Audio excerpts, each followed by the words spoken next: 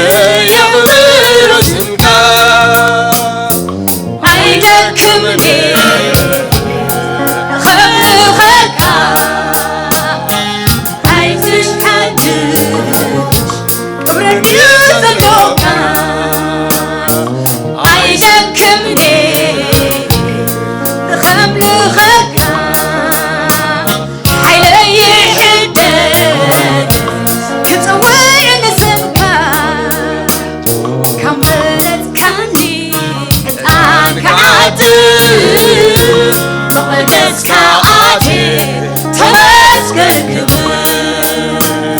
نزيخا كل صويت نادي لركاي بيوزمي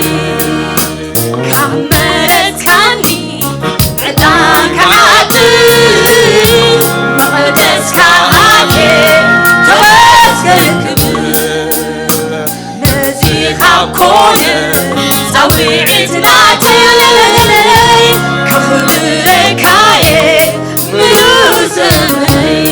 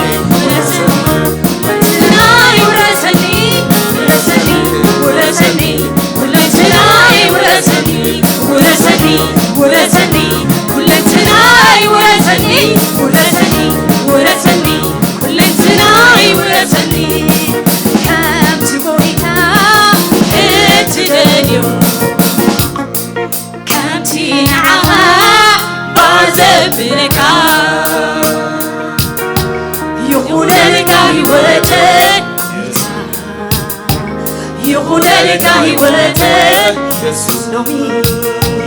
يخون لك هيوتك ጌታ يخون لك هيوتك ኢየሱስ كم تويتا اتجديو كم تنعها بعزبلك يخون لك هيوتك يخون لك هيوتك ኢየሱስ سانتالومي يخون لك هيوتك ጌታ يخون لك هيوتك ኢየሱስ فتى فتى فتاو لبين هيوتك يبكى سخافت كبرتو زمني بملؤ كاخي بكى فتى فتى فتاو لبين هيوتك يبكى سخافت كبرتو زمني بملؤ كاخي بكى سوا فتى فتى فتاو لبين هيوتك يبكى سخافت كبرتو زمني بملؤ كاخي بكى سلازي كبر يسوس وينها كبر نقصلي نقصلي يسوس وينها نقصلي يسوس وينها كبر لوي كبر يسوس وينها نقصلي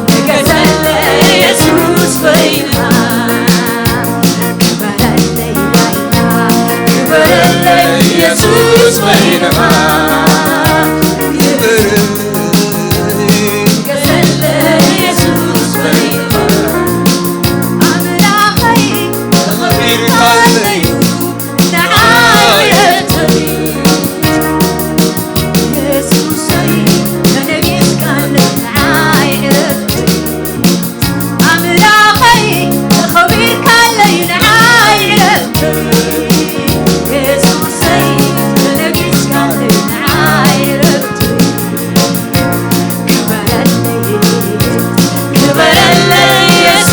وينها كبر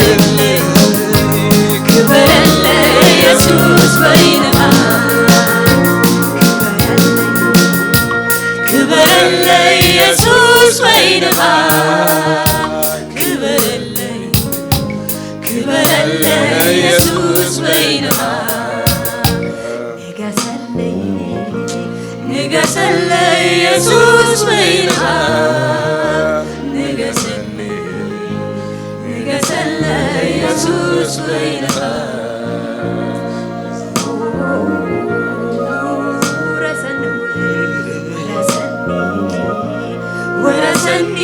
يسوس وينها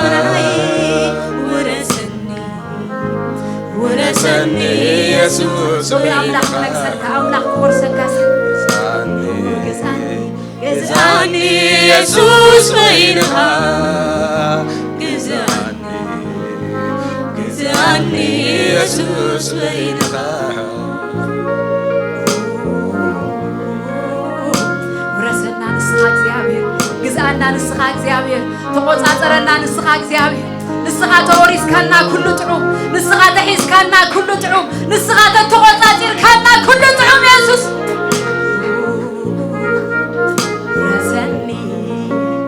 ورسني يسوس وينها لو مسك هيوتنا نغزانا صغور سكي كاله كله كنتي هاليلويا منفسو ግን ዘላለም ህያው ሃሌሉያ ورسني يسوس وينها ورسني يسوس وينها هاليلويا كزان لو مسك سلات قدوس قربان نوصلو እግዚአብሔር ክወርሰና እግዚአብሔር ክገዛና እግዚአብሔር ክሕዘና እንዳጸለና ሃሌሉያ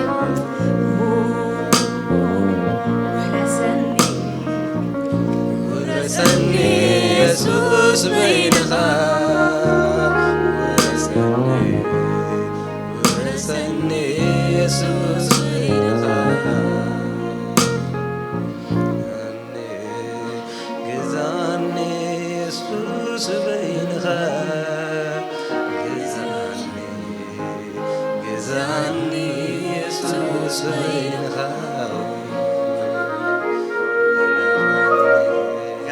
بارخ ربي هب حساب مسرينا سرعات لزخونه راح زيكونه بو انمهارو ابيوتنا خا زمسكر ጉዳይ ስለዘሎ እዩ ጌታ ኢየሱስ ክርስቶስ ነዚ ስርዓት ዝፍጽም ከሎ እንታይ ኢሉ እታ ሰዓት በፅሐት ንሶም 12 ሐዋርያት ኣብ ማይ ተቐመጠ ንሱ ድማ ኣብ መንግስቲ ኣምላኽ ክሳዕ ዝፍጸም ደጊም ካብዚ ከም ዘይበልዕ እብለኩም ኣለኹሞ ቅድሚ ስቃይ ምስኻውን ገንሸል ፋሲካ ክበልዕ ብዙሕ ሓረግ ኣለኹ ይብል እግዚኣብሔር ኣምላኽ ባረኽ ሎሚ እቶም ብርሑቕ ዘለኹም ኩሉ ቦታ ፋሒልና ዘለና ነዚ ስርዓት እዚ ንፍጽሞ ኣለና ሓደ መዓልቲ ግና እቲ ክንዳና ዝሓለፈ ነቲ ዝሞተ ሂወት ዝሃበ ኢየሱስ ክርስቶስ እናረኣናዮ ንሱ ብርሃንና ኮይኑ ከም ቤተሰብ ከም ደቂ ሓደ ሰብኣይ ነቲ ስርዓት እዚ ክንገብር ኢና ኣምላኽ ባረኽ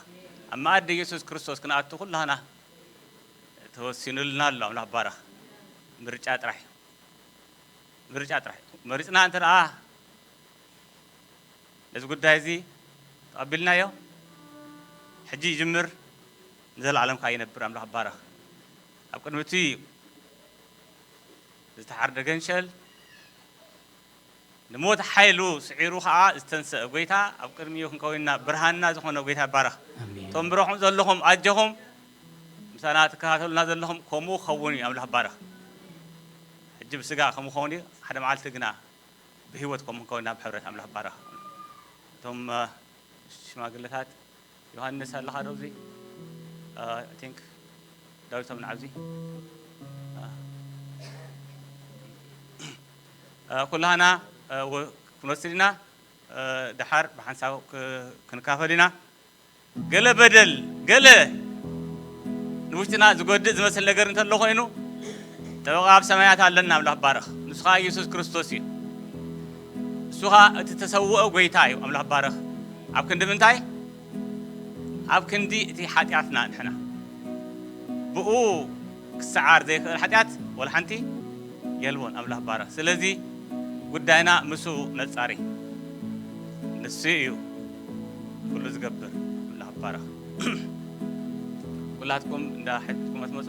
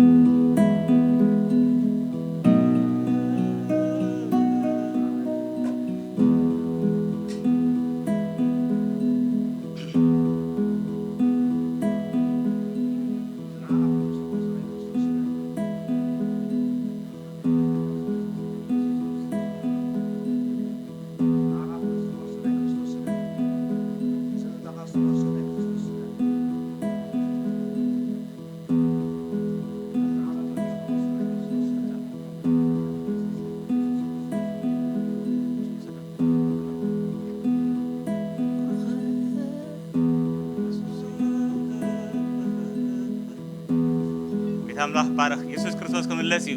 የስ ኢየሱስ ክምለስ እዩ ነዚ መዋቲ ዘይመውት ክገብሮ ወሲኑ ለው ጌታ ይባረክ አሜን አመንጎ ሰብን አመንጎ አምላኽን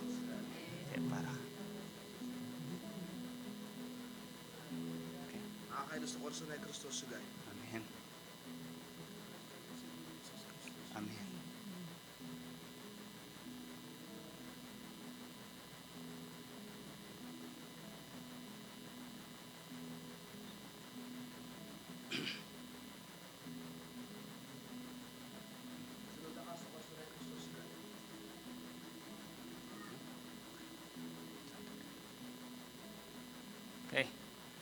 ጎይታ ኢየሱስ ክርስቶስ በታ ተሓዘላ ለይቲ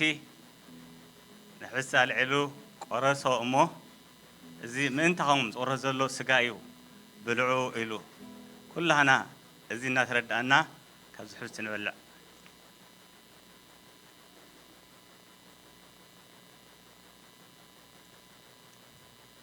ከምኡውን ድሕሪ ድራር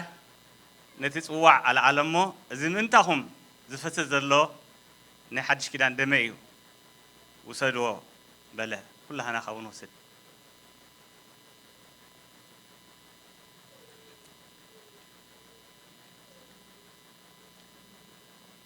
ዘይትልወጥ ንዘለኣለምካ ከቢርካ ትነብር ኣምላኽ በቲ ዘይሓልፍ ዘለኣለማ ምስጢርካ ነቲ ዝፈረሰ ለዊጥካ እንደገና ፈጢርካ ሕያዋን ስለ ዝገበርካና ይመስገነካ ኣለኹ እግዚአብሔር አቦዬ እስቲ ምስጢር እዚ ሎሚ ምናልባት ንዓና ከይርዳእና ክእል እዩ ነገር ግን ብእምነት ግና ሓደ መዓልቲ እውን ኮይኑ ክንሪኦ ስለ ዝፈለጥና ንስዕቦ ኣለና አቦዬ ርዳእና ኣስተውዒልና ተረዲኡና ክንነብር እግዚአብሔር አቦዬ ዘለኣለም እንታይ ምዃኑ ሎሚ ብዋጓጎ እንሪኦ ኣለና ከምቲ ባሪኻ ዝበሎ ግና ሓደ መዓልቲ ግና ገጽ ንገጽ ክንርአና እሞ ንወድኻን ኢየሱስ ክርስቶስ ክንሰግደሉ ክነኽብሮ ኢና እግዚአብሔር ንሱ ክነግስ ንዘለኣለምካ ክኸብር መንግስትኻ ክትዓቢያ ንሕና ኻ እግዚአብሔር አቦዬ ሰራዊት ናቱ ኮይንና ነዛ መንግስት እዚኣ ክንዳፍእ ኣላ ወኣምላኸ መሰልን ውልድነትን ተዋሂብና ኣሎ እሞ ነመስግነካ ኣለና እግዚአብሔር አቦዬ ሕድሪ እዛ መንግስት እዚኣ ተዋሂብና ኣሎ ወጌታ አቦዬ ብዙሓት ናብኡ እግዚአብሔር ኣምላኸ ክግስግሱ ብዙሓት ካንኻ ናብታ መንግስቲ ከኣቱ እግዚአብሔር ንዓና ሕድርን ፍቃድ ጉስነትን እግዚአብሔር ኣምላኸ ተዋሂብና ኣሎ እሞ ነዚ ከዓ ተቐበልናዮ ሕድሪ እግዚአብሔር ኣቦዬ ኣፀቢቕና እናሰውዓልና ክንነብረሉ ርዳእና ቤት ኣቦዬ እዚ ንመላእክቲ እኳ እናባሃግዎ ከለዉ ኣይገበርካሎምን ንዓና ግና እግዚአብሔር ንድኹማት ከምዚ ጌርካ ኢኻና እሞ ብድኻምና እንኾ እትሕብን ብድኻምና እትኮርዕ ዓቦ ስለ ዘለኻና እግዚአብሔር አቦዬ ዓይንትኻ ከምቲ ሰብ ዝሪኦ ስለ ዘይርያ እግዚአብሔር አቦዬ ስለ ጽድቅኻ የመስግነካ ኣለኹ ወአምላኽ ንሕና መሰል ውልድነት ምንታን ከለዎናሲ እቲ ሓደን እንኮን እቲ ናይ ዘለኣለም ጎይታ ኣብ ክንዳና ክስዋዕ ኮይኑ እሞ ነመስግነካ ኣለና እግዚአብሔር አቦዬ እዚ ብኩሉ ባእኻ ይኮይኑልና ነቲ ዝፈረሰ ቀፅሪ እግዚአብሔር ኣምላኸ እንደገና እግዚአብሔር አምላኸ ንዘለኣለም ኣብ መንጎናን ኣብ መንጎኻን መራኸቢ ስለ ዝገበርካዮ ክብሪ ኩሉ ንዓኻ ይኹን ካብ መዓመ ኣውፂኻና ኢኻ እሞ ንዘለኣለምካ ክንነብር ክብ ኣቢልካና ኢኻ እሞ ነኽብረካ ኣለና ስለዚ ጉባኤ እዚ የመስገነካ ኣለኹ ሓድነትና ሓሉ እግዚአብሔር አምላኸ ሓሳብ ኣጋንንቲ እግዚአብሔር አምላኸ ሓሳብ ኣጋንንቲ ሓድነትና ዘይፈቱ ፍቅርና ዘይፈቱ ጸላኢ ብስም ኢየሱስ ክርስቶስ ሎሚ ይፍረስ ንብል ኣለና ሕሙማትና ክትፍውስ እግዚአብሔር አምላኸ ድኹማትና ክተጥዒ እግዚአብሔር አምላኸ ንህቡ አምላኸ ኩላቶምካ ክዳፍኡ እግዚአብሔር ጎደልና ኩሉ ክምላእ ብስም ኢየሱስ ክርስቶስ ጽልይ ኣለኹ በዛ ወጋሕታ እዚኣ እግዚአብሔር አምላኸ በፂሕካና ኢኻ እሞ ክብሪ ንዓኻ ይኹን ይብል ኣለኹ አሜን እግዚአብሔር ባርኩም ኮፍ ክንብልና እቶም መባ ተውፅኦ ኣሕዋት ንቅድሚት ምፁ እሞ መባ ክነውፅኢና ኣጋይሹና ኣለውና ክንቅበሎም ኢና ንባረኽ መባ ተውፅኡ መባ ንሽር ተውፅኦ ኣሕዋት ንቅድሚት ምፁ ንሶም ናብዚ እናመፁ ከለዉ እቶም ብርሑቕ ዘለኹም ከመልኩም ቀኒኹም ንብላ ኣለና ብርግፅ ብእምነት ምሳና ከም ዝነበርኩም ንኣምን حدا معلت كنا بأكل وحدا كوننا بلا بارك آمين يس كم خون لنا يو قويتها كله سماء قويتها كله مدري هيب كاننا كله هياب كابخايو جخا خبز هاب كاننا جاي راملاخي قال حيدت كنهب إنه سلذ فار كان مسكنا كالنا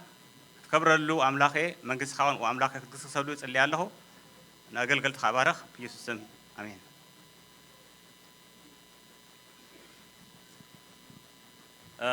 دلوني announcement سلسته announcement اللواني حنتي تيناي من محرر الخريستيان كودا قال قربات هذا شوعات تخونا تصرفنا الله سمعي له عين بركون كم زح سوك يخون كل جزء جن تبوك زي خمدنا برا ترجعني أملا هواركم زحالف سنبت كاليفورنيا خير نيره ناي باستريسا ministry launch ber selesai berre awo kha board abal selesai khonku ማለት እዩ ከደነረ መላክ ባሰር ጽቡቅ ጊዜ ነሩና ወዲና መጽና አለና አብ ነገር ይحسባል ክሩን አምላክ ይሁን ስለዚህ እታ ባይለው ብዕለት 16 ኦክቶበር ተራኺብና ክንውዳ አይና ተንተረፋ ነጥታት ኩለን ክንጽፈና ማለት እዩ نعمله أخيبها بدحر يوزلو نوفمبر 15 ده حكي نوفمبر 15 ده لا نوفمبر 16 تاع كنا شعو عمتها حوات نسمع له زمرت أو حوات كعلونا خن مرتنا مالتيو رمعلتي تمكت ما يالله ما أو سدالو حتنا له ما يتمكت سرعات ما يتمكت كنفصمينا يتابعكم بونت زحفر ነገር አይኮነን እንታይ ሉ ሐዋርያ ጳውሎስ በጣም ገርምኒ በትማሰር ተሲ አይተሐፈር ይሎን ጢሞቴዎስ ብዛዕባ خلق ዛረ ከለኻ በአይ በእሱር ሐፈረኒሞ ተመስግኖ ለኹ ይሉ ማሰርት ዝሐፈር ነገር እኮ ስለ ወንጌል ከም ተአስረስ ንፈልጥና ኩላን ሐቀዶ ግን በቲ ማሰርቱ ዝሐፈር ሰዋት ነሩ ማለት ዲ ጥምቀት ማይ ንጎይታና ኢየሱስ ክርስቶስ እንታይ ትገብረሉ ማለት እዩ ትሰምረሉ ማለት እዩ አቀዶ እንታይ ትኸውን ከምቲ ንስኻ ዝሞትካዮ በእምነት ኣብ መስቀል ማይተለኹ አረገ ስጋ ምሳኻት ሰቂሉሎ አሜን ድሕሪኻ ኣብ ማይ ክትኣቱ ከለኻ ምሳኻ ይቕበራ ኣለኹ እንደገና ካብ ማይ ክትስኸለኻ ንዘላለም ምሳኻ ክነብር ወሲነ ኣለኹ ኢኻ ትብል አቀዶ ካልኦል ሓንቲ ነገር የለ ንሰባት እዚ ክሳይ ንገብረሉ ይኹን ቱማሽ ሰሪሞኒ ናብዝሓሉ ኢና እዚያ ናይ ውሳኔ ጉዳይ ናይ ህይወት ጉዳይ ترجم لهم بمنت هاي يكون له أم مسكال مسخة تسقيله دحر دقيم أنا مسخة كم موت كي خنبر بمنت كان تكون له مسخة تكون له أبر له بمنت كان تكون له يسأل له نزل علمه مسخة كنبريه زي أتاكستاي الله بارك سلزي زي عند رس تمكث ما يلنا مقاحتنا هاتنا لنا معلتهم الله بارك ካለ አጋይሽ ዘለኹምና ተላለዩና በዓልምና ኣለኹም አጋይሽ ዳላስ መጽሐፉ እንኳ አጋይሽ ያኮንኩም ወለ ጋሻ ዲሃት ከው ኦኬ ኦ ጋሻ አለ ኣብዚ ኣብ ዓዲ ማቱሳላ ዝበሃል ዓዲ መጽዩ ስለዚ ክላለዩና ይድሓረ ደሓን ስሙ ድሓረ ዓሪፍ ነገርናዮ ክላለዩና ንሱ ከገልግልና ለማዓልቲ ፓስተር ሳሚ ካብ ስዊድን መጽ ዘሎ ክሩና አምላኽ ይኹን ካለ ማለ ጋሽ ኦኬ ተባረክ አዎ አቦ ሄርሞን هرانرس مواس برا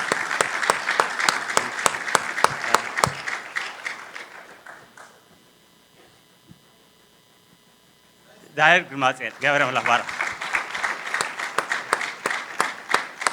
عونا هرمون ريح مرلهم فيش ولا الله لا بارها من الله ولد دور إذا يكبر من الله زي حقوس جابر بارا بعد حمد أهم كال من الله كالا جايش الله منا اوكي اجايش كان هلخمنا قالوا اجايش الله نعم لو معاتكم قبلوا منا نغير متمصو كلنا حفلنا بحقوس قبلوا منا كرنا ولا اخوان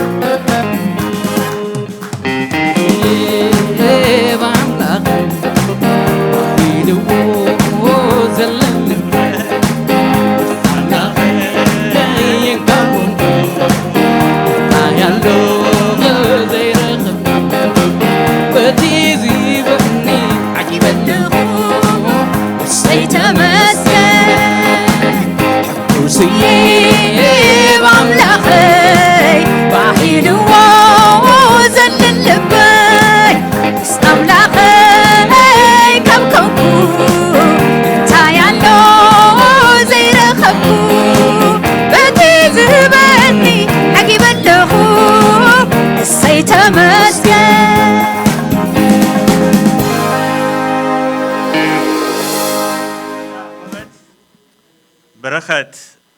ዘለዓለም ዝኸውን ሃብቲ ኩሉ ግዜ ንስኻ ስለትህብ የመስግነካ ኣለኹ ነዚ ህፃን እዚኣ እግዚኣብሔር ኣምላኽ ሎሚ ርስኻ ክትከውን ናባኻ ናብ ኣምላኽ ነቕርብ ኣለና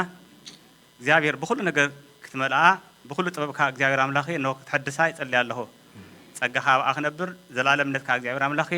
ክስወጣ ይጸልይ ኣለኹ እግዚኣብሔር ኣቦዬ ከም ክብርቲ ፍጥረት ከምቲ ብምስሊ ኣምላኽ እንሆ እግዚኣብሔር ኣምላኽ ተገብረት ሎሚ እግዚአብሔር አምላኬ እናኽበርና ኣብ ቅድሚኻ እግዚአብሔር አምላኬ ንረክብ ኣለና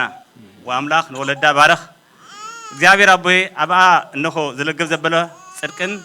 ቅድስናን ሰላምን ዘለዎ ሁሉ ይኹን ብላለሁ ብሁሉ ነገር መልአላ ንወለዳውን እግዚአብሔር አምላኬ ብፍቕሪ እግዚአብሔር አምላኬ እንሆ አጽግቦም ብሁሉ ነገር መልአሎም ኣይጉደሎም ብላለሁ ጌታ አቦዬ ከም ዝሃብካና ነቲ ኸኣሊ ዝኾንካ ንዓኻ ሕድር ንህባልና ብስም ኢየሱስ ክርስቶስ አሜን።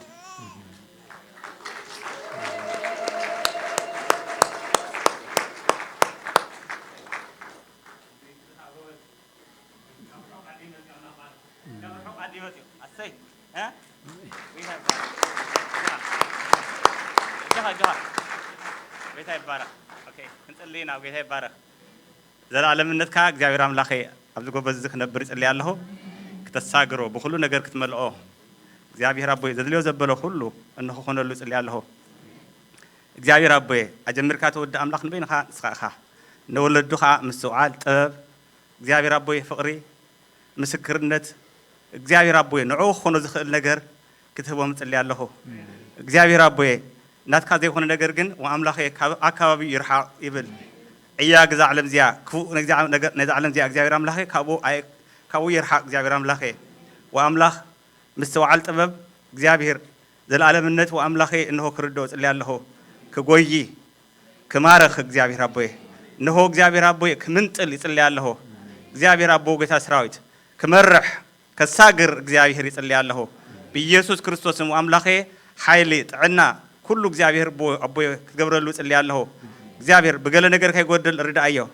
አሳግሮ እግዚአብሔር አቦዬ በኢየሱስ ክርስቶስ ስም ጽድቅ ይልበስ ብላለሁ ወአምላኽ ምስጢርካ ይረዳእዮ ንኻሎት እግዚአብሔር አምላኽ ዝኸውን ምስጢር እግዚአብሔር አቦዬ አቡ አቀምጥ በኢየሱስ ክርስቶስ ስም እንሆ መስተውዓልን መኻርን ክኸውን ይጸልይ ኣለሁ አቦዬ ትሕዝኻ ዘበለ እግዚአብሔር አምላኽ ናትካ ፍርኻ ዘበለ ሁሉ እግዚአብሔር አምላኽ ናትካ ናቡ ይውረድ ብላለሁ ወአምላኽ ፍቕርኹን ንብሎ ኣለና በኢየሱስ ክርስቶስ ስም ወአቦዬ በገለ ነገር ከይደክም ከይሕለል ወአምላኽ ንዓኻ ንኣምላኽና ነቲ ከኣሊ ብስም ኢየሱስ ክርስቶስ ንረክቦ ኣለና ክብሪ ኩሉ ንዓኻ ይኹን አሜን። እግዚአብሔር አምላኽ ባረክ።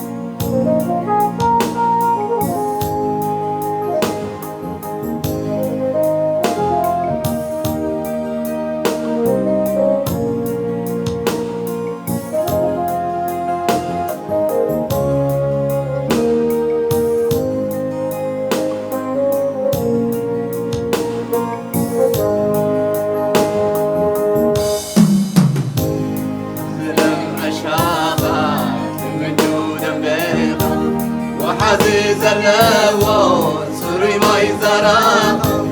أبسوح معدن زنبير باني باقا يحبن هو ما يبلن بزايد كرحاقوس أسرع سرني نعبا بركابي تسمامي حني يلي زي ودو أسرار يلي زي ودو مكري وسرع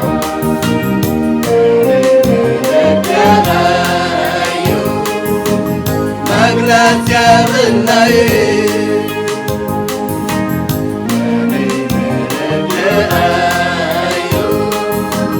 مقلت يا بالليل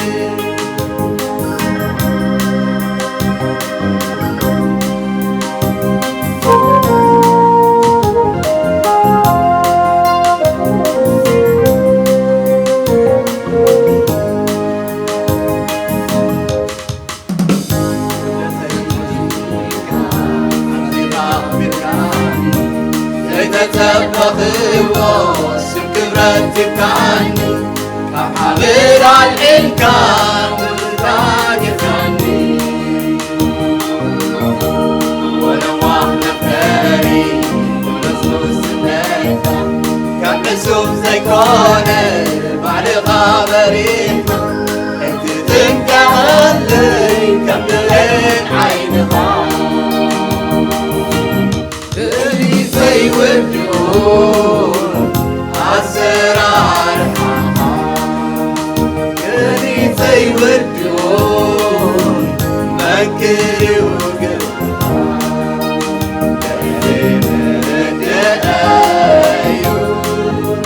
مقلت يا بالليل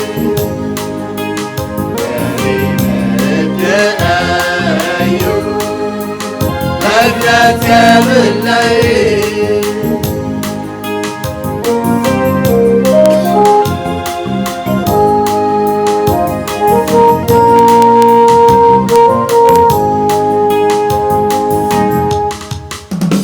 تداني كثريون قلبي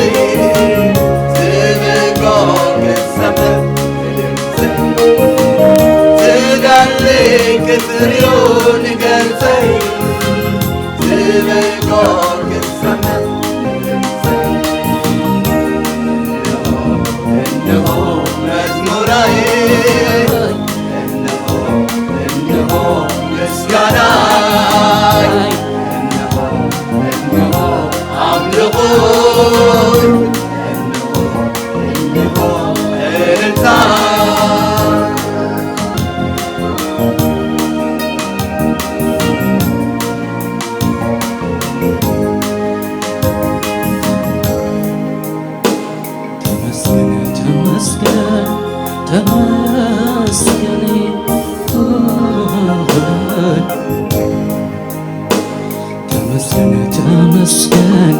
تمسكن أملاقي تمسكن تمسكن تمسكن تمسكن تمسكن تمسكن تمسكن تمسكن تمسكن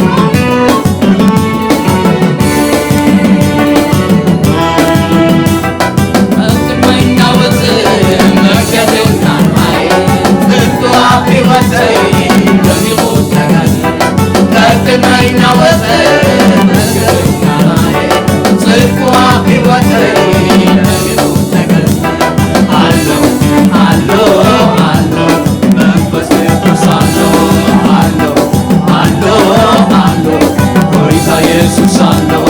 አለው አለው አለው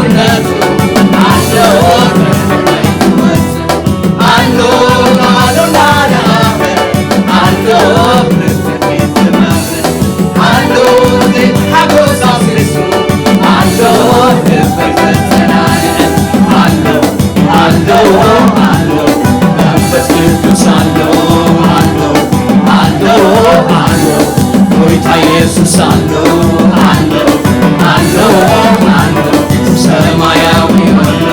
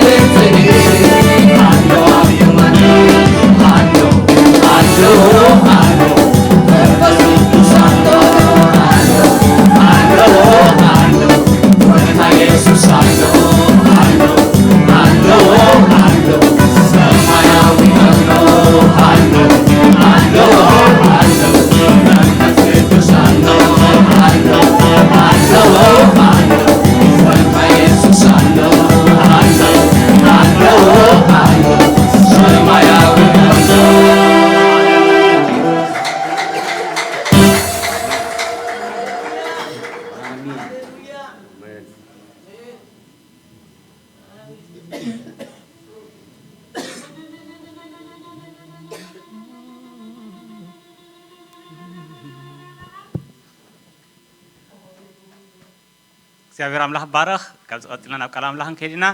ከም ዝበልኩኹም ፓስተር ሳምሶን መርሃፅን ካብ ዓዲ ስዊድን እዩ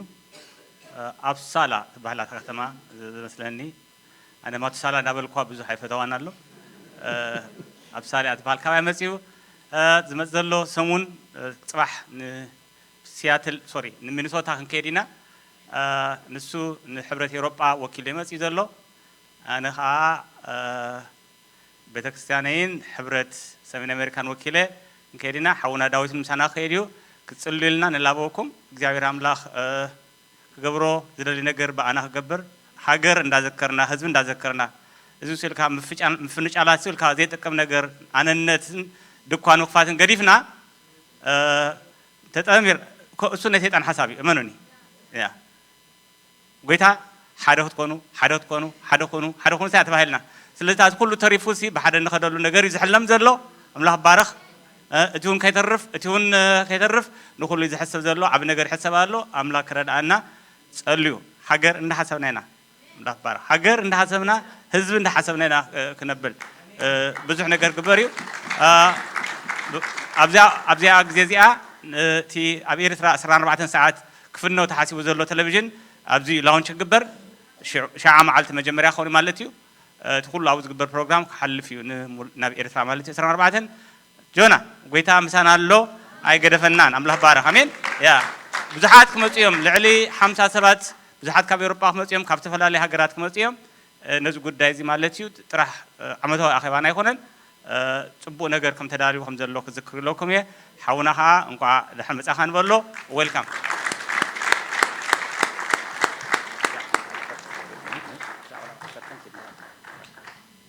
ሃሌሉያ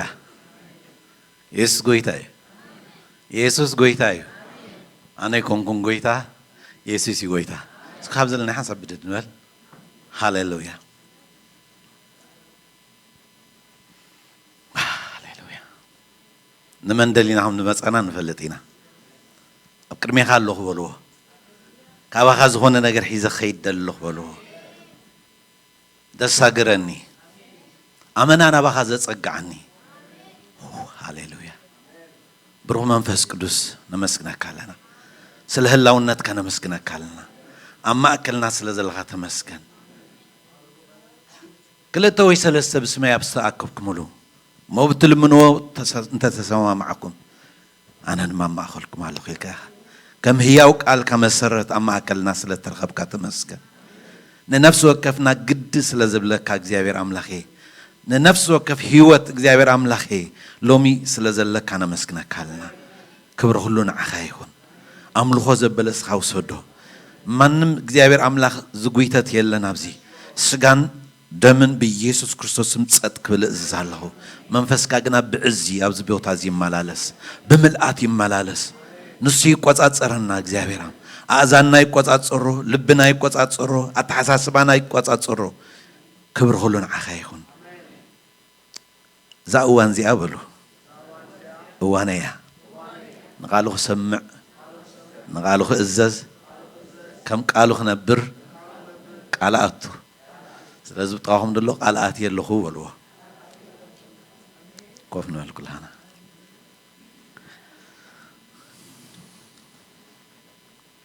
ኢየሱስ ጎይታዩ ከም ፓስተር ዝነገሮ ሽመይ ዶርጉ ሂወዩ ከም መጀመርታ ባዓልኹ ነግሮኩም ይል ዳሐሪቀና ዓል ነጊርኑ ማለት ስለዚህ መድጋም አይደልን መስለኒ ሳምሶን መራጽየን በሃል አብስመራ ዘብሔር ሐዝሐዝ በሃል ኣብ ኤሮፓ ዘብሔር ሾደን በሃል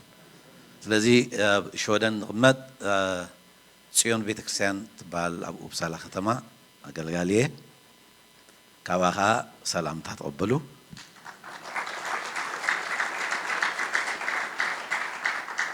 من أطاعيو من أطاعن كه نقرأ ميدحاني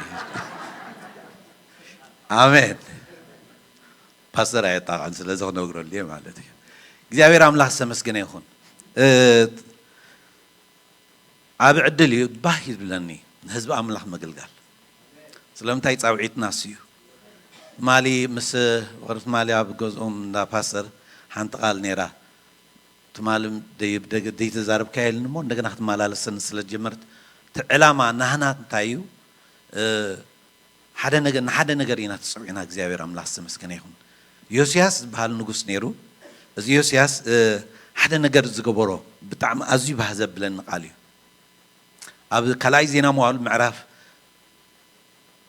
34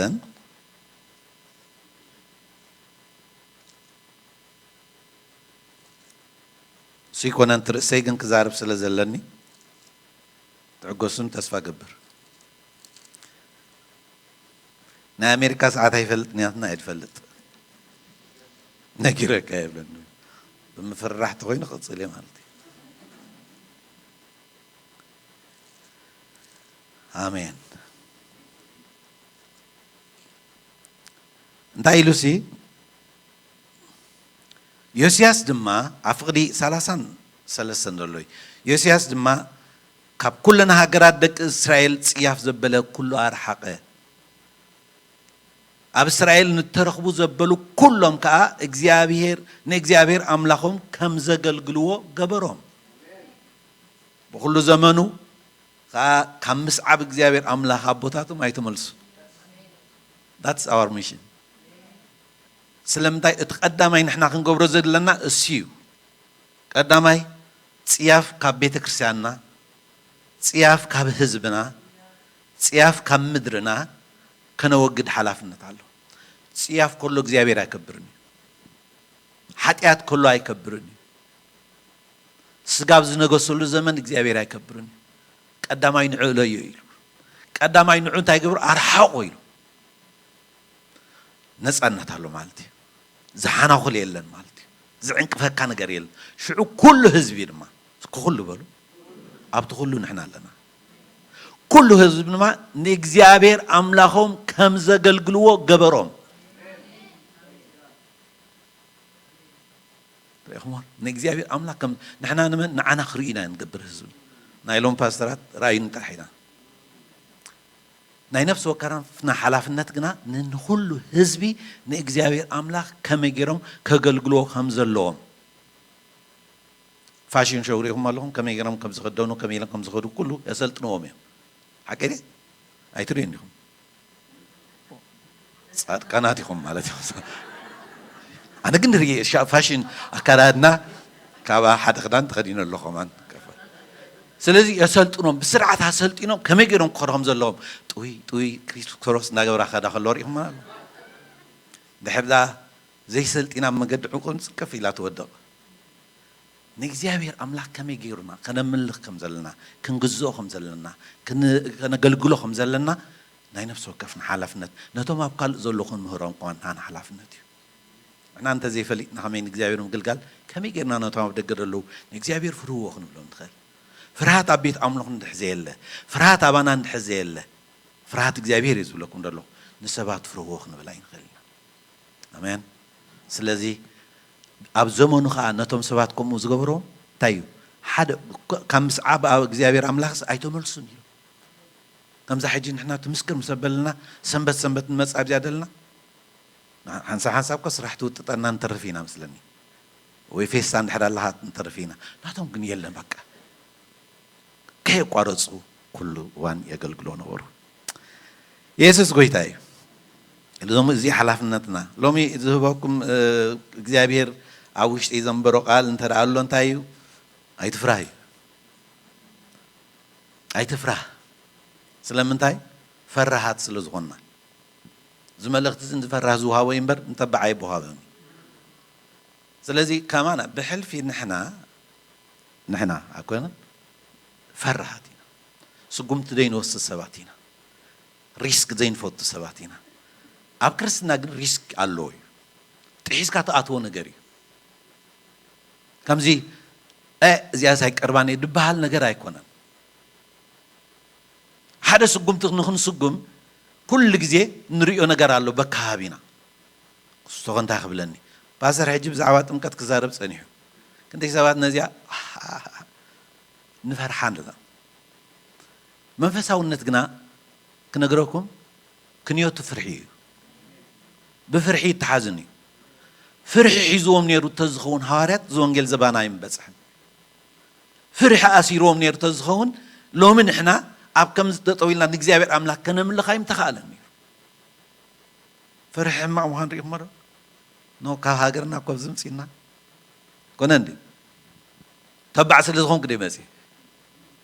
ኣዮ ክዕቆበሉ ዘለና ነገራት ስለ ዝደለኹ እየ ሎሚ ከዓ እግዚአብሔር ኣምላክ ተመስገኑ ካብዚ ፍርሒ እዚ ክንወፅእ ናብ እግዚአብሔር ኢና ንሃድም ኣምላክ ከዓ መንፈስ ተባዓት እምበር መንፈስ ፍርሂ ኣይሃበና እግዚአብሔር ኣምላክ ዝተመስገነ ይኹን ስለዚ እግዚአብሔር ኣምላክ ዝተመስገነ ይኹን ኣብ ሉቃስ ወንጌል ምዕራፍ 8 ብዛዕባ ሓደ ታሪክ ንሪኢና ምዕራፍ 8 ካብ 40 ክሳብ 45 ደሎ 55 ደሎ ከንበበልኩም እየ ወንጌል ሉቃስ ምዕራፍ 8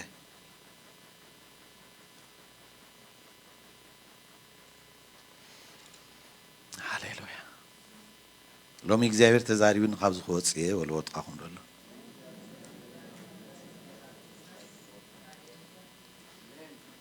ኮነ ድማ ኢሉ ኢየሱስ ምስ ተመልሰ ኩሎም ይጽበይዎ ነበሩ እሞ እቶም ሰብ ተቐበልዎ ኖኻ ያይሮስ ዝስሙ ሰብኣይ መፀ ንሱ ድማ መራሒ ቤት ጸሎት እዩ ኣብ እግሪ ኢየሱስ ወዲቑ ድማ ናብ ቤቱ ከኣቱ ለመኖ ሓንቲ ጓል ጥራይ ንሳኻ ጓል 12 ዓመት እትኸውን ነበረቶ ንሳ ንሞት ቀሪባ ነበረት ክኸይድ ከሎ ድማ እቶም ህዝቢ ይደፍእዎ ነበሩ እግዚአብሔር አምላክ ስመስገን ይሁን ናይዚ ሰብዚ እንድሕርኢና መጀመርታ እንታይ ኩሎም እንታይ ገብሩ ነይሩ ይብል ይጽበይዎ እስክንበል ሓደ ትጽቢት ነይሩዎም እግዚአብሔር መስገን ነፍስ ወከፍና መቼም ኣብ ዘለና ሓደ ትጽቢት ኣለና ሰንበተ ኪዳን ስለ ዝኾነት ኣይኮንናን መጺና ወይ ዝናፈቕና ያሰባህሉ ይኮንናን መጺና ሆፕ ከምኡ ኸይኸውን ኣብ ስታርባክስ ንራኸብ ንኽእል ኢና ብኸምኡ ዓይነት ምሕር ኣሎ ናብ ቤት ኣምላኽ ግን ሓደ ነገር ኣሎ ንጽበዮ ነገር ኣብቲ ትጽቢት ዝብል ነገር ሓደ ኣብ ውሽጢ ዝሰሓበ ነገር ኣሎ ስኻ ተስፋ በሃል ኣብቲ ንጽበዮ ሓደ ተስፋ ኣሎ እዞም ሰባት እዚኣቶም ኩሎም ይጽበይዎ ነበሩ ምምጻእ ኢየሱስ ክርስቶስ ናብኡ ዓብ ግደ ስለ ዘለዎ ይጽበዩ ነይሮም እግዚአብሔር ኣብ ዝኽረኸቦ ኢልና ነመጺና ኮና ኣሜን ከም ተጸበናዮ እግዚአብሔር ረኺብና ኻንከይድ ኢና بمتن تتسبيتنا بمتن تزخفتنا للبنا بمتن تزدلنا يا دجر إنما مال إن نفسه كفنا خفاني كعزة بيد مثلا زي كتعزي وصده سلزي يصبي وانا برو حدا نجر دليت نيروم كابتن يصبي بعد حدا مرحبا صلت نيرو يا يروس بحال السبزي نايقوالو ناي أب أفموت زبط صحت نيرا حجي فوسي دليون مسيو يصبي سلزنا برا كت تاخيرو أقروديو بجها يلو قويت هاندايلو هراي مساحة خيره واو قويت أنا بيتنا أتخم مساحة خيره ولا كهندي طيب سو يخم ما تفلت خمو ولا سابز تشرت راح متروبو قويت أوكو جزانون قالوا هكذا كنواتم سنة واتم خناتم سنة أتو نابشرش كنكيت كلنا دبل أبز سنحنا سنة أمس سلزي يا إيروس نبيت نخوزو كخيدة مساحة مسولو حقوس الرأيين بقى سمتاي أب موت زلا قالوا نخت حاوي تصبيت سلزلوا بقى حجي رخيبيلو suddenly أمن قدي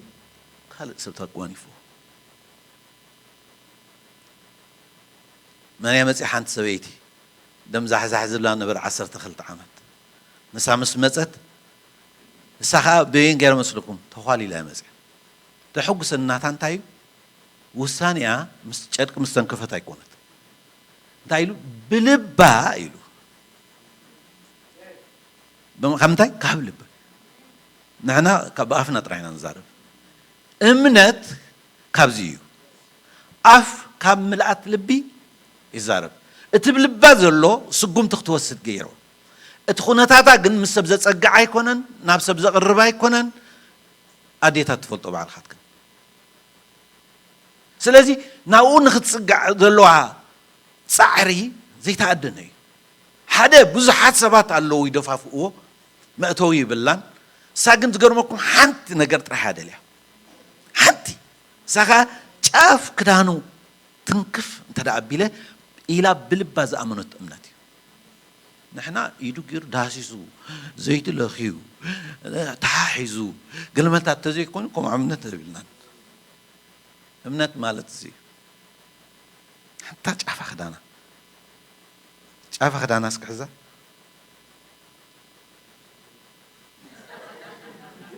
شاف يبل ده حتى شاف تفلي تقلب ولا حاجة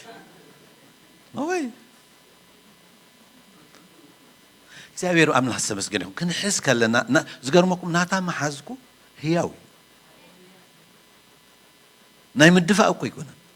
ንየሱስ ደፍኦኩም አለያ ብሎም ወረ እግሮም ትሕንክልዎ ኣለዉ ዝደፋፍዎ ኣለዉ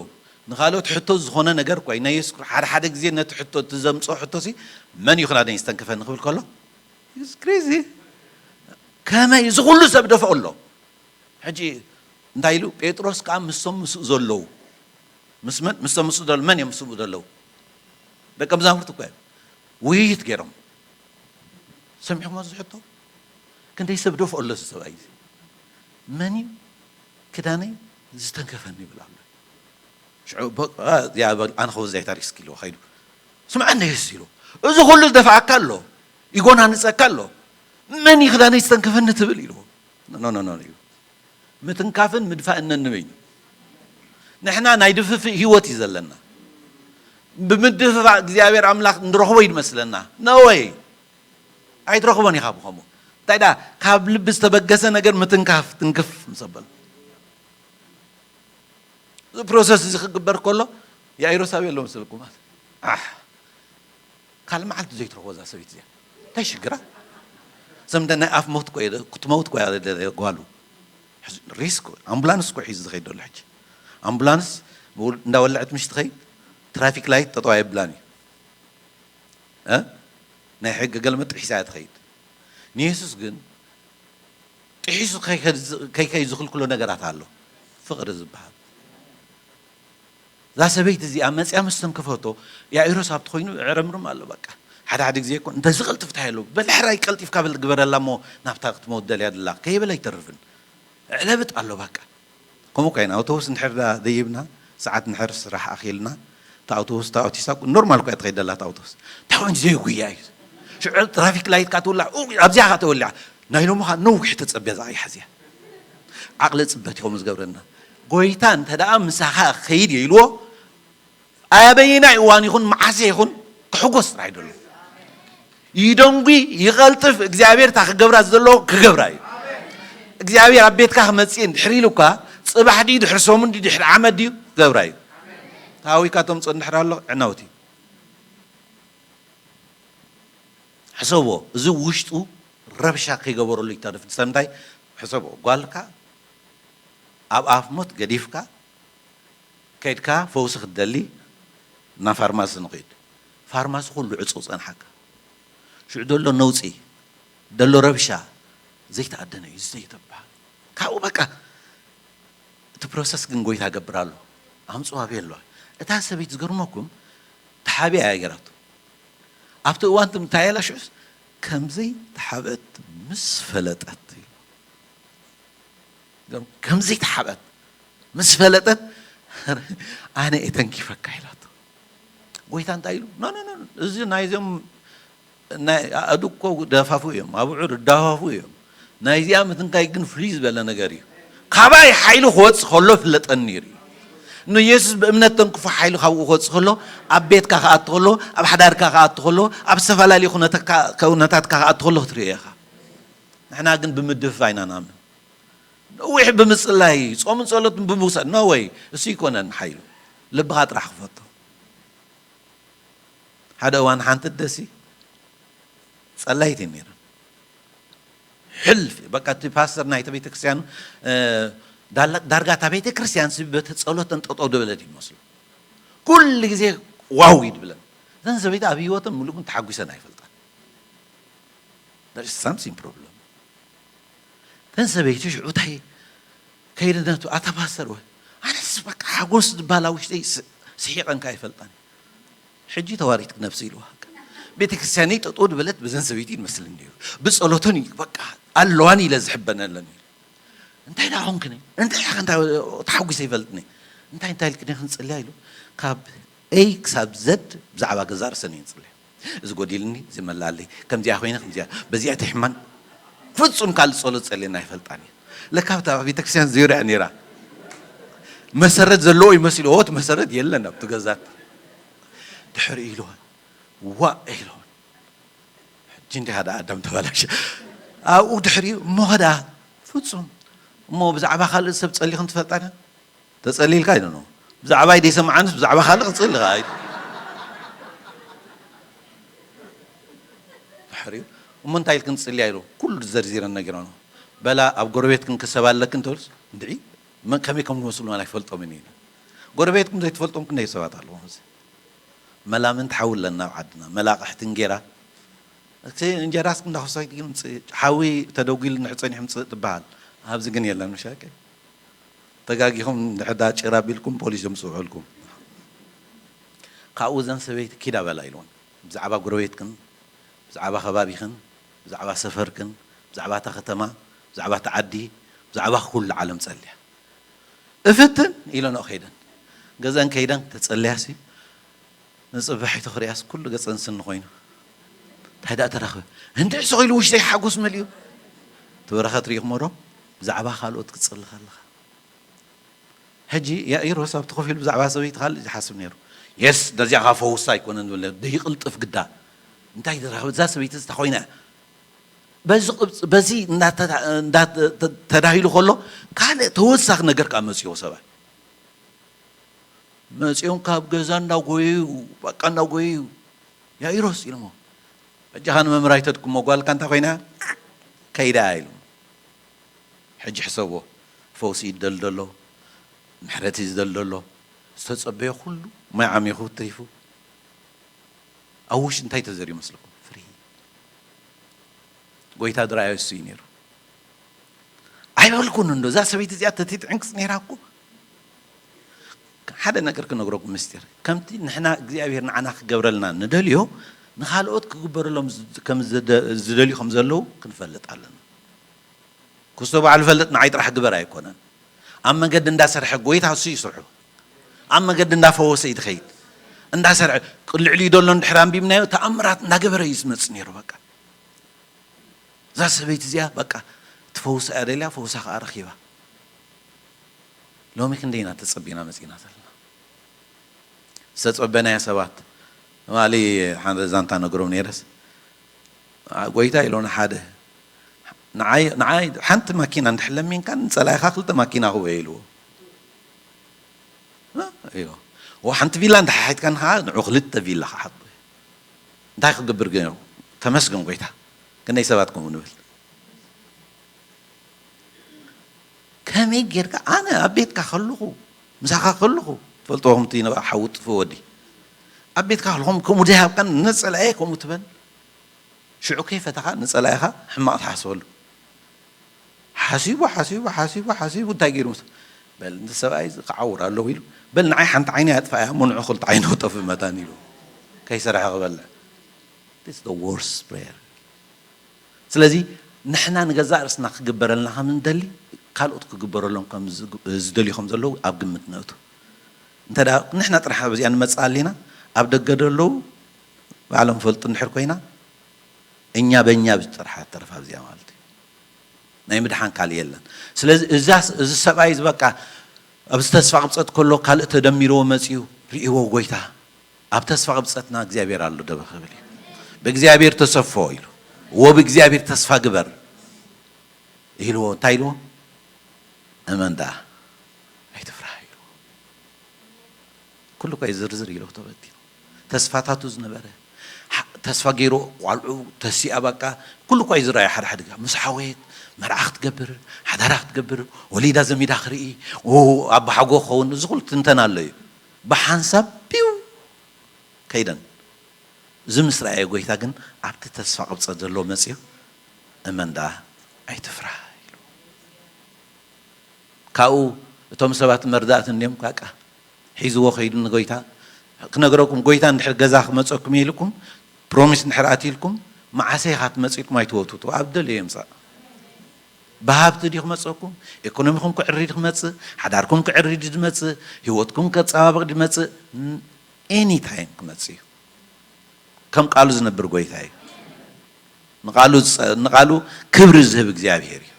ስለዚህ እዛ ሰበይቲ እዚኣ በቃ ከምኡ ኢላ ተፈዊሳ ፈውሳ ሒዛ ኸይዳ ሰብኣይ ካናቱ ንገዙ ሒዝዎ ኸይዱ ኣብቲ ገዛ ምስ በፅሐ ኣብ ዓድና ሪእኩም ኣለኹም ኣይ ድብላ ኣለዋ ተወሪስካ ተወሲዳትካ በቃ ኸይዳ ካብ ኢድካ ትመንዚዓ እንዳበላ ዝበኸየ ነይረን ኣብኡ እሱ በቃ ቱ ፍርሕኻ ኣሎ እንዲ ግን ተስፋ ኣቸዋ እመን ዳኣይ ትፍርሕ ኣሎ ጎይታ ሃርዮን እዚአን ከምኡ ዓይነት ኣለዉ መደናገርቲ ሓደ ነገር ምስ ነገርካዮ حادث شجرين تنجر قوسي ناتو شجر كاوسخله ناتي كيف الحالي ذهبكو ناتو شكيم لا خني سلز ناتي ناتو تشكيم خيد ابسال سايك ادخلوا ناتو نغركم شو مچرشو غبيتكم يوم تخلوا نابتي نغير كايو شجر كاد فتح املاحكم غيو نابتي نغير كايو اي كولوني زيبل እግዚአብሔር ተخلوታት ዘለኒ حيال املاحين ዝብል املاح ነገርኩም አውደር ቢዮ አትዩብ ተገዛ قدم تاو تايلو نغم بأمنة صنع زيكون برا يدلو زيوم بخيت نيوبلوم كابتن ناتون تنبيت سب حيزو آتيو تايلو قديمو إذا قال دك إساء دلام سولوس تايم جيرو سحق حماندي سيحقو موصادم ናይ ሓጎስ ሰሓቅን ናይ ምሕጫጭ ሰሓቅን ነንበይኒ ምሕጫጭ ሰሓቅ ከመይ እያ መን ኣሎ ዝኽእል ኸማ ከምዛ ዝበልኩም ማለት እዚኣ ኻ ተኻለኢታ ማለት እዩ ልክዕ ከዓ ተኸሎ ሳታይ ኣስናን ዋላ ኣይርአ ኣይ ብብኽያትና ሃማ ናይ ተስእትን እዩ ካብኡ ግና በቃ ባራ ኢሎም ኣውፅኦም ሰሓቅኩም ሪኤልኩም ኣለኹ ኣብቲ ገዛ ግን ዓብ ሰሓቅ ክኸውን ኢሉ ንስኻትኩም ናይ ምሕጫ ሰሓቅ ሞ ኣብ ቤታ ግን ኣብ ቤት ሞይታ ዘላ ግና ሰሓቅ ክኸውን እዩ ሎሚ ቤትካ ሰሓቅ ክኸውን እዩ ሎሚ ቤትክ ሰሓቅ ክኸውን እዩ እረ ንጎይታ ክብሪ ሃቦ እግዚኣብሔር ኣምላኽ ዝተመስገን ኣምላኽ ሰሓቅ ገይሩለ ኢልኩም ክትዝምሩ ኢኹም እይቱ ኣትዩ በቃ ጣቢታ ተስኢልዋ ሕሰቦ ተስኡ ብሓንሳብ ግልብጥ ኢልኩም ኣለሶ ከለኹ ሓጂ ኣይበልኩን እንዶ በቃ ኣሚነካ እንዴ ከይበለ ይተርፍኒ ኣብቲ ገዛ በቃ ሽብሸባ ቆንሽዑ ሃሌሉያ ኣብ ገዛና ክንደይ ይጓሃል ኣሎ ፅቡቅ ክዳን ስለ ዝተኸደና ተመሻጭና ስለ ዝመፃና እግዚኣብሔር ብኸምኡ ኣይነታሎ ኢና ኣብ ውሽጥኻ ፈሓም መሊኡ ከሎ ብክዳንካ ጥራሕ ኣዩ ሓደ ግዜ ሲ እግዚኣብሔር ክረድኦ ደልዩ ሓደ ሓዊ እዩ ረድኤት ደልዩ ሕጂ እምበዓር ኩሉ ግዜ ፅቡቅ ክዳን እዩ ዝኽደን ነይሩ ኣብታ እዋንቲ እያ ግና መን ክድንግፅሉ መታንቶም ቤተ ክርስቲያን ኣብ እንዳፀዓዲ እዩ እቲ ከምኡ ዝገብር ከዓበሻ እዩ ምናልባት ኣነ ክኸውን ይኽእል እዩ ክዳን ካብቲ ዝገብሮ ነበረ ፅቡቅ ክዳን ገዲፉስ በቃ ብልይሊ ድበለ ግኖታት ሽዑ እግዚኣብሔር ክዛረቦም እዚ ዝኸውን ኢሎም መፅኦም ክህቦ ደልዮም ናናናና ቂቕ ኢልካ ኣፂኻ ምፃእ እግዚኣብሔር ድኽነትካ ኣብ ውሽጢ ይትፈልጦ እምበር ኣብ ደገ ይኮኑ ዝፈልጦ ሕማምካ ውሽጢ ደሎ ይትፈልጥ እምበር ኣብ ደገ ደሎ ይኮነን ዝፈልጥ ስለዚ እግዚኣብሔር ኣምላኽ ንሕማም ናይታ ቤት ኣትዩ ውሽጢ እቶ ግድፎ ኣብቲ ገዛ እቶ ብሓዳርና እቶ ኣብ ናብራና እቶ ብስራሕና ነገራት ኩሉ ክገለባበጦ ከሎ ርኢና ሞት ዝሽትት ነበረ ህይወት ይዎ ኣብታ ገዛት እያ ተጀሚራ እኮ ነይራ ትሓዘን ተጀሚራ እኮ ነይራ ናይ ሓዘን ሽብሸባ ኣብ ዓድና ከምኡ ሽብሸባ እዩ ናይ ሓዘን ስለዚ ኣብኡ ከሎ ግልበጥ እግዚኣብሔር ታሪክካ ግልብጦ እዩ ኣይትፍራህ እመን ዳ እምነት እቲ ቀዳማይ ወሳንነት እዩ እምነት ንእግዚኣብሔር ከነስምሮ ንኽእል ብእምነት እዩ ብእምነት ምዝማር ኣሎ እዩ መዝሙር ጥዒሙካ ዝዝምረኻ ኣሎ እዩ ብእምነት ምምፃእ ኣሎ እዩ ናብ ቤት ኣምላኽ ስቂድካ ምምፃእ እውን ኣሎ እዩ ስለዚ ኣማፃፅኣና ንቀይሮ ሕጂ እግዚኣብሔር ሓደ ነገር ንዓይ ዝቐመጦ ነገር ኣሎ ኢለ ተፀቢኽ መፅእ ደሊን እግዚኣብሔር ክንደይ ሰባት ተፀቢና መፂና እዚኦም ጥራሕዮም በሉ ስኻትኩም ከሲብኩም ክትኸዱ ኢኹም እቶም ሓፍ ደይበልኩም ከዓ ከሲብኩም ክትኸዱ ኢኹም እግዚኣብሔር ኣብ ቤቱ ዝመፀ ሌላ ምኩ ሌላ ይብሉን ደሊኻዮ እንድሕ መፂኻ ይረከበልካ እግዚኣብሔር ባህርዩ ፍቕሪ እዩ ዓላማው ፍቕሪ እዩ ኣብ ምድሪ መምፅኡ እዩ ምክንያት እሱ እዩ ኣብ ምድሪ መትረፊና ምክንያትካ ንሱ እዩ ነዚ ናቱ ክነገልግል ኢና ነቲ ናቱ ዕዮ ክነገልግል ኢና ዝሓሙ እንተለዉ ክንፅልየሎም ዝጓሃይ እንተሎ ክነፀናንዖም ዝተፈላለዩ ነገር ከምቲ ጎይታ ዝገብሮ ነበረ ኣስእሩ ተኸቲልና እንዓይ ባሮት እግዚኣብሔር ኢና ማንም ሰብ ኣይኮንካን ኣብ ጥቓኻ ደሎ ማንም ሰብ ኣይኮንካን ማንም ሰብ ኣይኮንክን በልዎ ተራ ህዝቢ ይኮንና ንሕና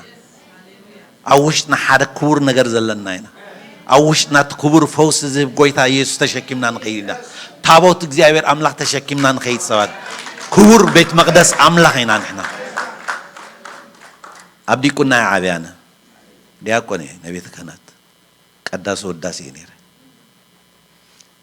ናይ መጨረሻ ክነግረኩም እየ ምስጢር እያ ግን ድሓን እዩ ኸይድ ኣብ ቤተ ክህነት ብቅድስና ከገልግል ከለኹ ኩሉ ግዜ እንታይ ድብል ስኻ ቤት መቅደስ ኣምላኽ ኢኻ እዩ ድብል ትፅሑፍ ኣይኮን ኢኹም ዶ ክንደይ ሰብ ንኣምን ንሕና ሰብ ሓድሽ ኪዳን ስለ ዝኾንና ጃስ ዎክ ትገብር ቤት መቅደስ ኢና ንሕና ኣብ ዝኸድናዮ ንእግዚኣብሔር እንዳቀደስና እንዳወደስና ንኸይድ ሰባት ኢና ኣብ ኦሪት እንታይ ኣሎ ታቦት ዝበሃል ኣሎ ኩሉ ግዜ እቲ ታቦት ሒዞሞ ዝንቀሳቐሱ ኣብ ዝዓርፈሉ ቦታ ኣሎ ሓንሳብ እንዳብ ገለ ኣቱ እንዳ ዳዊት ኣቱ ሓንሳብ ኣብ ዳጎን እትዎ ዳጎን ዋዕዋዕ ኣቢሎ ወፅእ ኣብ ዝተፈላለየ እቲ ታቦት ክቡር ታቦት እዩ እቲ ክቡር ታቦት ሎሚ ግና ኣብ መን ኣትዩ أباينا باخم نأتي أبزأتنا يو فوسي أجانت زلو رع برغت نخون سلز أبت بيت مدرس مسح تفولت وحوال حدا أبت نداس الله سيبز سلز الله خو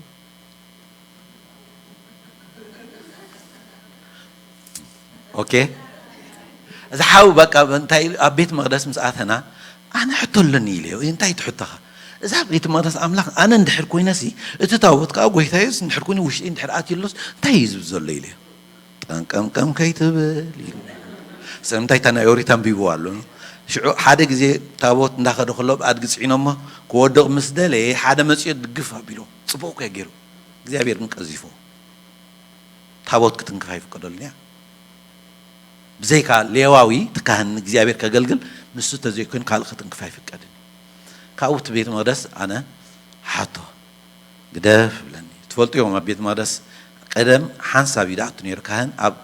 ዓጢቆም እትዎ ተኸይዱ ክሰብ ኣቲኾ ጽንሕ ሱን ክኸይዱ ኣብ ሬሳ ብሬሳ ክድርደር ያሎ ታገመድ ገይሮም ስሒቦም እንደውጽ ኣይበልና እንዶ ከለ ጠንቀም ቀሚል ነይሩ ማለት ይተባይሉ ስሓባ ስለዚህ ንሕና ናትኸልና ኣብኡ ሓቲቴና ተሓው مونت حاسب كاين أنا خريعي أوه بل صار لا كان بتعرف دقة صني حلو زعف دقة خينو جاهل عجي كيلكم ويس طويل أنت قدف من البعض حق خون خيلين نحر حق خوينا يقتل لنا زيابير وين عكاب بيت مقدس أملاخي خاخ لنا أين برا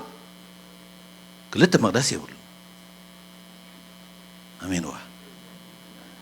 سلازي أنا شعوق السهلة السوق دفو جنا نرعد عليه والكسر رعد الجمير هو فرحات كل أنا خايف فرح بعل تشكي موت أقول تبر كأس جرجن صلاة بله ريا بله شو نايم سيري خمالون تصلات نزنين تنصلات عصرت تزازات يتسرق يتقتل دولال إذا حد أبي مصحف قدس بلي كده نمبون ديله إذا أبي البيت يوون ديله كان زياء إلي حزاب يلس شوس الله إلني والله إلي كل يا جهاي نعجو حزا من الواسخ قال غير كاتخون تغلاها نعجو هاي ليه مسير يتبلس بقى تيابير مسكن أوشتي تاوت كم دلن زامن كشي يسوع كريستوس ناتي تاوت أبايد الله حج حدا كنا تابيت مقدس أنت أماسنا تيابير كما سنوي مالت نكريستوس أوشتنا ينبلاشو نحن بيت مرس أملاخنا قال جزع مزع خاطو في كبج زيناتو ناي እግዚአብሔር زي كنا نجر كاتو እግዚአብሔር አይደለም ስለዚህ አሎ ጎይታ አሎ ፈውስ ሒና አብዛአትና የገዛ ፈውሲና አብዛአትና የገዛ በረኸቲና አብዛአትና የገዛ ህይወቲና አብዛአትና የቦታ ንሕና ዝገርመኩም እግዚአብሔር ክቡር ነገር አንቢርልናል አነ በሉ እግዚአብሔር ዝፈጠረኒ ክቡር ፍጥረቴ ለናፍናል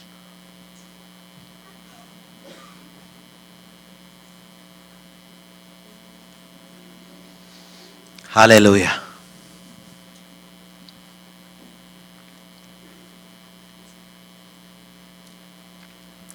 اتقند صلاي ناي كريستيان انتي فرهيو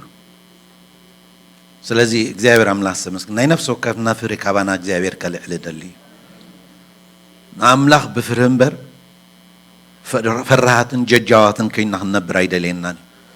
ተብዓት መንፈስ ስብዓት ዘመላእና ህዝቢና سلز فرحي دبها الكابي وتنا خلقس هاليلويا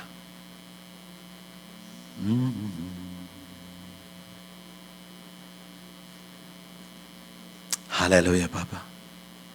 ويتا مسكنا كالله كبره بكالله እግዚአብሔር أملاك أمرات نسخة حموت مسكن سب زي كولو تخيل أملاكها نسب جنكون عخا جناي جنكن كاريو نسب زغبدان عخا يكبدك كانيو لما معلتي يصلي الله እግዚአብሔር أملاخي فرهي كام نفسه كفحوات فرهي كام نفسه كفحات فرهي كام بيت كريستيان فرهي كام مؤمنان بقويتها بيسوع كريستوس مكوجر صلى الله بقولتها بيسوع كريستوس يوم كرهق تصلله እግዚአብሔር አምላኬ ነው አብኩንዶ ግን መንፈስ ስብዓት መንፈስ ኃይሊ እግዚአብሔር አምላክ መንፈስ ብርታዕ ይኽበና እንጽላለና ጎይታዬ ነው ወንጌል ጠጠው ንብል ባሮት እግዚአብሔር አምላክ ነት ዓላማ ዝፈጠርከና ጠጠው ንብል ባሮት ንዓኻ ከነገልግል ንዓኻ ከነመስግን ንዓኻ ክንግዛ እግዚአብሔር ዘሎ ህይወት ንዓኻ ክንውፍ መታን ነባሮት ካሎም እግዚአብሔር ክትበጽሕ ጽላለሁ አም ነፍስ ወከፍ ቤቶም እቶ አቲኻ ተአምራት ግበር አም ነፍስ ወከፍ ህይወት እቶ እግዚአብሔር አምላኬ ነው አብኡ ዘሎ ነገራት ኩሉ ዘይት አየ ደበለ ኩሉ ከተጥዮ ጽላለሁ ስጋው ሕማም መንፈሳው ሕማም እግዚአብሔር አምላኬ ፋይናንሻል ዝኾነ ነገር ዝሽገሩልን ዝፈሩልን ከይሉ በስም ኢየሱስ ክርስቶስ ጽላለሁ ጎይታ بملأ سلتركب مسكنك الله بملأ سلتركب مسكنك الله كبر خلونا عخايخون أملخو سجدات ملكي بقويتها بيسوع كريستوس نزل العالم نبين خايخون آمين سكن قويتها خبرنا هابو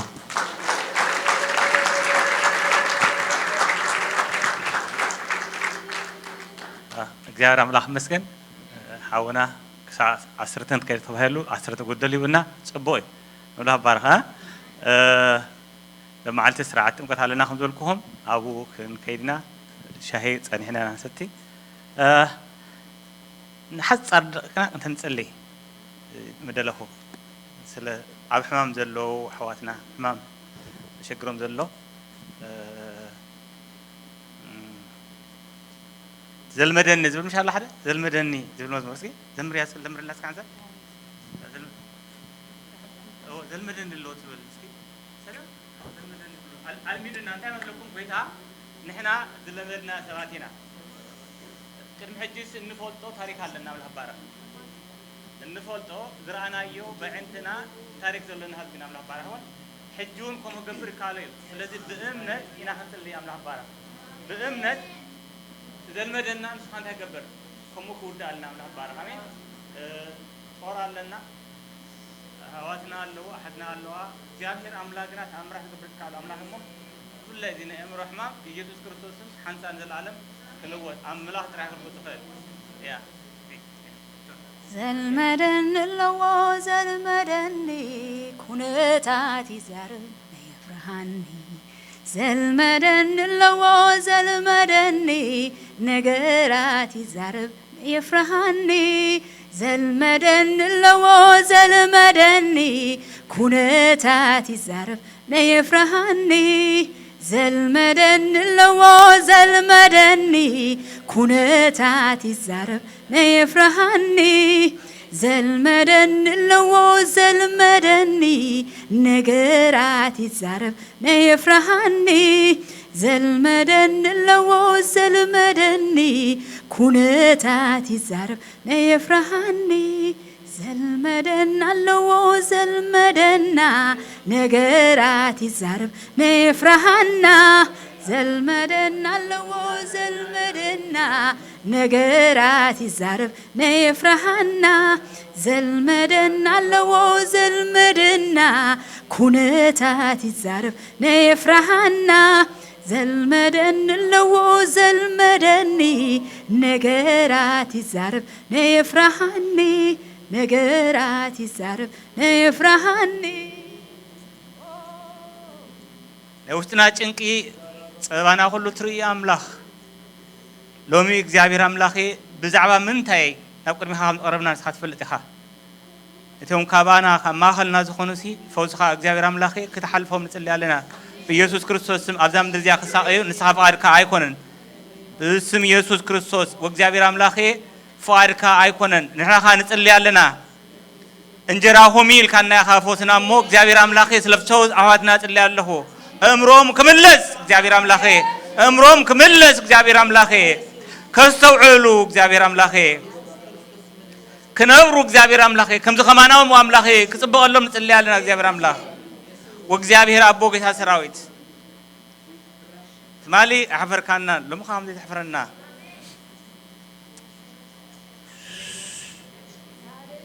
ኢየሱስ ከመይ ከም ዝኸውን አይን ፈልጦን አይርዳናን እግዚአብሔር አምላኽ ግን አውሽጥና እግዚአብሔር አምላኽ ዘሸገረና ነገር ከም ዘሎ ንሳትር ኢላህሞ ስለ ሕዋትና እግዚአብሔር አምላኽ ይጽልይ ኣለኹ አብርሃዋ መጽዮም እግዚአብሔር አምላኽ ይርሃዋ ሰአኑ እግዚአብሔር አምላኽ ከዓርፉ መጽዮም ዕረፍት ሰአኑ እግዚአብሔር አምላኽ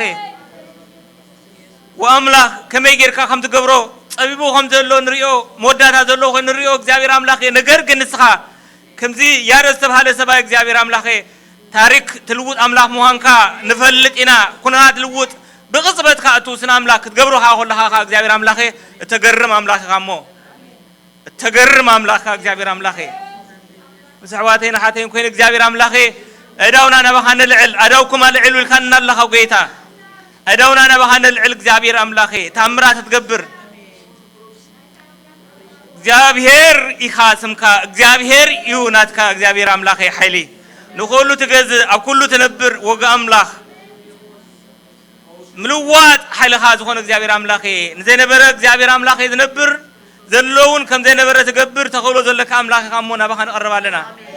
እግዚአብሔር እነሆ ደፊርና ብዝፋንካ እንቐርበሉ ደፊርና መቅደስካ እናትወሉ ስም ኢየሱስ ክርስቶስ ይብካና ብስም ኢየሱስ ክርስቶስ እግዚአብሔር ንጸልይ ኣለና ወአምላኽ ከምዚ ንሰባይ እግዚአብሔር አምላኽ ታሪክ ዝገብር ካሎ ምኻ ንሕና ንጸልይ ኣለና ንሕዋትና እግዚአብሔር አምላኽ ንዓሃትና እግዚአብሔር አምላኽ ብናይ ፈውሲ ኢድ ክትንግፎም እግዚአብሔር አምላኽ ለውጥ ክትገብር ኣብ ህይወቶም ንጸልይ ኣለና ከዓርፉ ሕልሞም እግዚአብሔር አምላኽ እውን ክኾነሎም ካብ ምሕላም እግዚአብሔር አምላኽ እንሆ ከዓርፉ በኢየሱስ ክርስቶስ ስም ንዑ እውን ክትገብረሎም ካ ይጸልይ ኣለሁ ወጌታ አምላኽ ሓይሊ ጸልማት ብስምካ ይስዓር እግዚአብሔር አምላኽ ሰብ ክፈትሖ ዘይክእል ሕንቅልንቅል ተፈትሕ ተኽእል አምላኽ እሞ ንዓኻ ንመነካለና እግዚአብሔር አምላኽ ንዓኻ ንመነካለና እግዚአብሔር አምላኽ በዛምዓት እዚኣ ስም ኢየሱስ ክርስቶስ ድንቅ ነገር ገብረልና ንጸልይ ኣለና ክብሪ ሁሉ ንዓኻ ይኹን ጌታ ኢየሱስ ክርስቶስ ስም አሜን እግዚአብሔር ይባርኩም እግዚአብሔር ከዓ ገጽ ሁሉ ጊዜ ይብርሃልኩም ኩሉ ጊዜ ንሱ ይምርሐኩም በሰላም ቀኒዩ ናይ ጥምቀት ክሳይ ስርዓት ኣለና ከይድና ብልሃባርኩም